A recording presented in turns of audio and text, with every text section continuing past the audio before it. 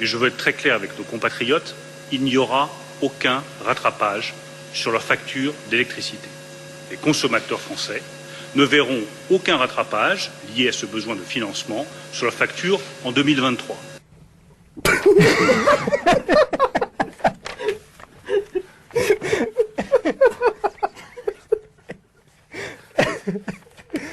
Comme je vois que cela fait débat, qu'il y a pu y avoir des incompréhensions, qu'on a dit mais ils vont rattraper ce besoin de financement 2023, non, il n'y aura aucun rattrapage sur la facture d'électricité des consommateurs pour une raison qui est simple.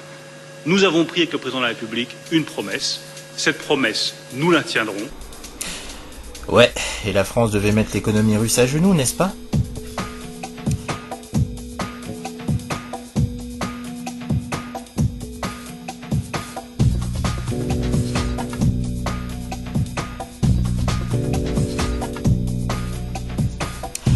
Allez, une petite dose d'indignation à géométrie variable, 6e volet.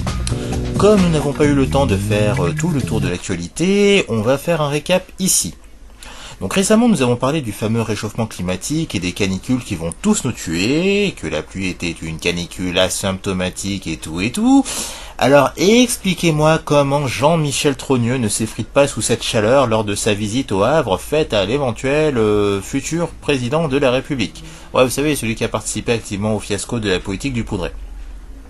En parlant de Jean-Mimi, vous noterez que nous n'avons pas parlé de la fameuse chocolaterie d'Amiens. Chocolaterie qui de base est super bien gardée par la police et qui, comme par hasard, le soir de l'incident n'était ni gardée, et même les caméras de surveillance qui marchent 24 heures sur 24, eh bien ce soir-là, que nenni.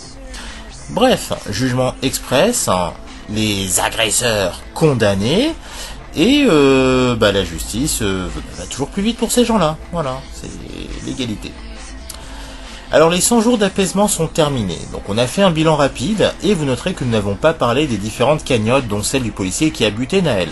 Cagnotte créée par Jean Messia, alors que... Quoi Chiappa est outré.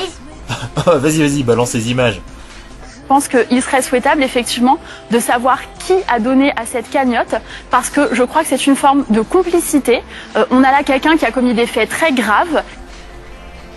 Il y a une coupure là, non ? Non, balance la séquence complète sans couper. Je pense qu'il serait souhaitable effectivement de savoir qui a donné à cette cagnotte, parce que je crois que c'est une forme de complicité. On a là quelqu'un qui a commis des faits très graves, qui a frappé un policier dans l'exercice de ses fonctions, qui était en train de maintenir l'ordre public. C'est gravissime. Soutenir cela, c'est être complice de cet acte et c'est l'encourager. Est-ce que vous souhaitez que Litchi suspende cette cagnotte ? Oui, je pense que Litchi devrait suspendre cette cagnotte parce que, encore une fois, c'est une cagnotte qui, pour moi, est illégale dans la mesure où elle soutient un acte au moins délictueux, c'est-à-dire de violence gratuite. Si on admet ça, ça veut dire qu'on admet que maintenant, dans le débat public, tout se règle à coup de violence de rue. Ce n'est pas ma conviction et ce n'est pas ma conception de la République. Elle s'adressait à Christophe Détinger qui avait pris la défense d'une femme qui s'était faite bien frapper par un policier de façon gratuite. Comme quoi, elle encourage les violences faites aux femmes. Quant à la cagnotte du policier, elle était bien sûr autorisée à rester ouverte, et la seule chose qui a vraiment dérangé, c'était le fait qu'elle ait été créée par un mec d'extrême droite. Voilà, c'était juste ça le problème. Dérives policières qui ont continué, donc on parle du cas d'Heidi qui a vu son crâne littéralement fracturé par 6 policiers et qui a été laissé pour mort. Donc je ne connais pas le contexte, peut-être a-t-il fait des conneries, mais de là à finir comme ça... bien entendu, il y a une solidarité du corps policier qui se met en grève et se met même en arrêt maladie. Oui, vous avez bien entendu, il fraude la sécu sous votre nez et personne ne dit rien. Là, vous avez l'exemple du tweet qui s'affiche avec une personne des LR qui dénonce les fraudes, monsieur tout le monde. Mais lorsqu'il s'agit des flics qui ne se cachent même pas, que dalle. On sait que leurs conditions de travail sont atroces, on ne le nie pas. Cependant, ces gars ne roulent que pour leur gueule. Pourquoi est-ce que je dis ça ? Souvenez-vous de l'époque où ils mettaient des amendes pour le non-port du masque, contrôler les passes de la honte aux terrasses, vous savez, el famoso pass auquel tout le monde était soumis, sauf eux-mêmes. Bah oui. Pour ceux qui auraient oublié, pour rappel, les policiers n'étaient pas soumis à se faire picouser pour continuer de bosser face à ce virus ultra mortel qui tue jusqu'à ce que tu sois mort. Et ont-ils contesté quoi que ce soit face à ces injustices ? Se sont-ils mis en grève pour refuser d'avoir à faire subir ces choses à nos concitoyens, les tabasser, les mettre à l'amende ? Bah non. Mais bon, suite à une réunion faite avec Moussa, bah ils ont obtenu gain de cause. Donc eux qui veulent un régime très très spécial, eh ben ils l'ont obtenu. Donc les Linda Kebab sont en transe. Non, le policier n'est pas un citoyen comme les autres. Très rapidement, il peut précariser, on vient de le dire, sa carrière, sa situation personnelle, mais également la situation de sa famille. Nous avons 2 collègues qui ne sont pas prêts de revoir leurs enfants ou leurs femmes. Citoyens pas comme les autres, mais est-ce que pour autant il faut en faire des justiciables pas comme les autres ? Oui, nous l'avons porté, ce n'est pas un justiciable comme les autres. Quelle indignité. Et oui, à ce rythme-là, nous allons tout droit vers une société à la Judge Dredd. Donc il s'agit d'une BD qui se passe dans un futur dystopique en Amérique, où la police ayant été éradiquée, un ordre nouveau a jailli de cet amas pourrissant. Donc les juges, et ils représentent l'ordre et sont à la fois juges, jurés et bourreaux, appliquant l'adage « la violence contre la violence ». À cet effet, ils concentrent tout leur pouvoir, donc législatif, judiciaire et exécutif. Hein, ça craint. Et donc bon, voilà, pour ceux qui comme moi n'ont pas lu la BD, il y a des films qui ont été sortis. Donc le premier en 95 avec Sylvester Stallone, bon, qui est une catastrophe industrielle, mais bon, chacun fera son avis. Et un remake a été fait en 2012, simplement titré Dread, avec Karl Urban. Moi je vous le conseille, ça vous donnera une idée de cet univers et de la société vers laquelle nous nous dirigeons. Donc je parlais donc des flics au-dessus des lois. Bon, on a le cas du patron de la BAC de Clichy-sous-Bois qui, pour échapper à un contrôle, étant méga ivre, a foncé sur ses collègues. Mais là, ces derniers ont su faire preuve de prudence et voilà quoi, il s'est pas pris de bastos dans la gueule. Ah, la justice. Tiens, en parlant de justice, le Conseil constitutionnel a validé le fait qu'un squatter puisse porter plainte contre un proprio si le logement est mal entretenu. Bah non, c'est pas un fake, hein, ou un article du Gorafi, hein. Ouais. Donc ça voudrait dire que si l'Elysée est mal entretenu, les squatteurs peuvent porter plainte contre le poudré. Bon bref, mais la question est, est-ce pire que les erreurs de procédure ? En effet, on a le cas de... Quoi ? Tu veux dire quelque chose ? Vas-y Rémi, on t'écoute, vas-y.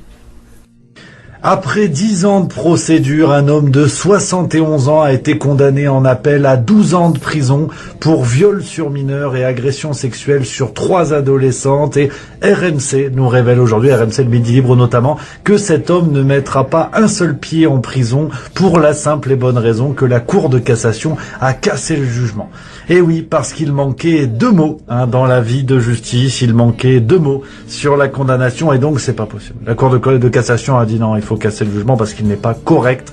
C'était concernant le nombre de jurés présents. Ils ont dit la justice n'est pas respectée. Donc voilà, l'homme n'ira pas en prison. Les plaignantes vont devoir une fois de plus aller devant le tribunal sur ces faits gravissimes. Mais voilà, la justice fonctionne très bien en France parce que tu vois, bon, pour 2 mots, on remet un prédateur sexuel dans la nature. Mais bon, fallait pas oublier les 2 mots. C'est comme ça. Ouais, pas mal, mais moi j'allais parler du cas de ce pédophile transgenre de 66 ans qui est dispensé de peine de prison après que l'affaire ait été retardée en raison de discussions sur la question de savoir si le pervers devait être incarcéré dans une prison pour hommes ou pour femmes. Pas plus. Voilà, on mélange complètement les genres. Bon, là, je vous le surpris, mais bon, c'est dans le cadre du sketch. Mais bon, lorsque l'on voit que Miss Pays-Bas a été remportée par un transsexuel, et le pire, c'est que les concurrentes l'ont applaudi et ont accepté ça. Et donc, à quand les combats de MMA féminins qui acceptent les transgenres Quoi Ouais, bon, je joue encore le surpris, bon, c'est pour le sketch.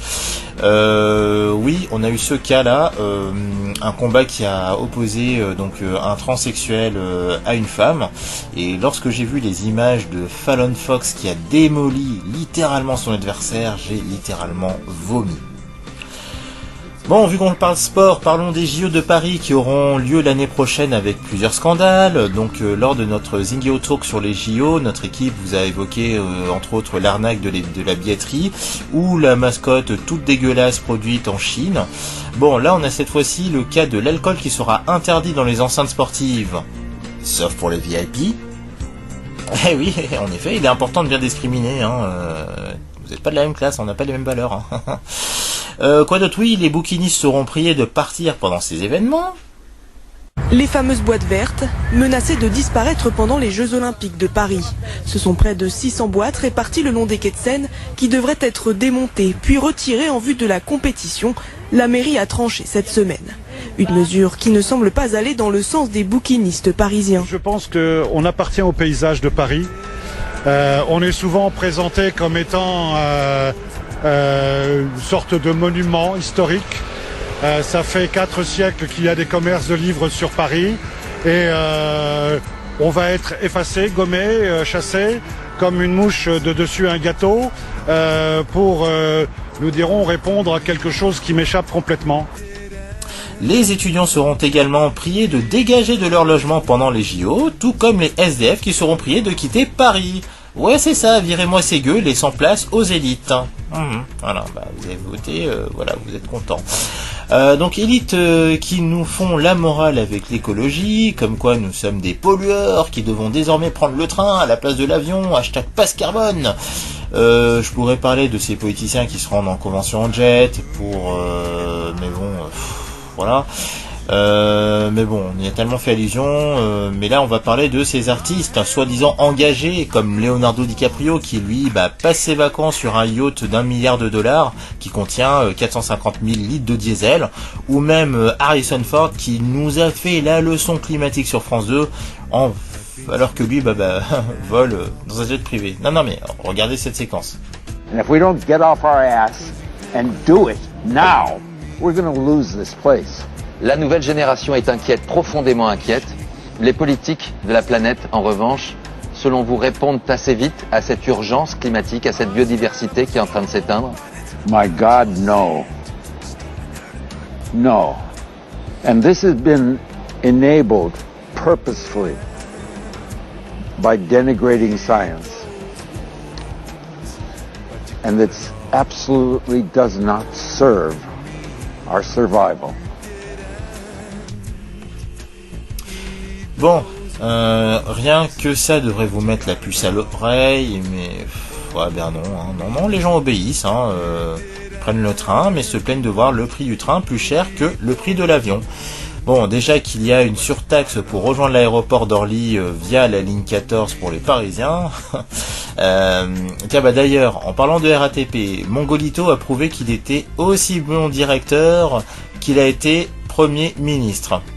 En effet, le premier semestre se solde par un déficit de 129 millions d'euros et une envolée de la dette à plus de 500 millions. Encore de l'argent qui s'envole, voilà, avec de tels incompétents parachutés à des postes importants. Alors dans l'intro, Bruno Lamerde jurait qu'il n'y aurait aucun rattrapage sur la facture d'électricité. Eh bien, voilà le résultat. Et là, on a Agnès Pannier-Nul à chier qui monte au créneau pour dénoncer une fake news sur les prochaines augmentations des prix. Oui, elle ose parler de fake news alors que son parti de merde en balance H24. C'est comme là le maire, là, encore lui, qui ose se vanter des performances remarquables de la France, quand en même temps, il appelle désespérément la Chine à investir en France. Ouais, aveu d'échec. Et l'économie russe, on en est où ? En plus de se porter pour le mieux, sachez que la Russie a pris le contrôle d'actifs de Danone. Voilà. Bon, il y a bien d'autres news que j'avais à vous balancer, mais là on va terminer avec notre rituel sponsorisé par les inconnus, parce que là, moi-même, j'en ai marre. Alors, ouvrir une cagnotte après qu'un flic ait abattu de sang-froid un ado rebeu.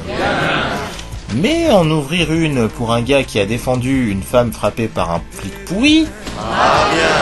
Tabasser à 6 flics contraints un jeune homme en le laissant pour mort. Mais mettre ces mêmes policiers en détention provisoire. Virer les bouquinistes, étudiants et SDF pour bien recevoir les athlètes pour les JO. Et permettre aux gueux de pouvoir consommer de l'alcool. Augmenter les prix de l'électricité. Mais évoquer à l'avance d'éventuelles prochaines augmentations. Donc voilà ce que j'avais à vous dire pour ce 6e numéro de l'indignation à géométrie variable. Donc pour ceux qui sont en vacances, eh bien profitez-en, reposez-vous bien car la rentrée va être chaude et rude. En attendant les prochaines vidéos, donc si la chaîne ne subit pas la censure, parce que vous savez au 25 août on va tous prendre cher, eh bien je vous dis donc à plus et restez connectés.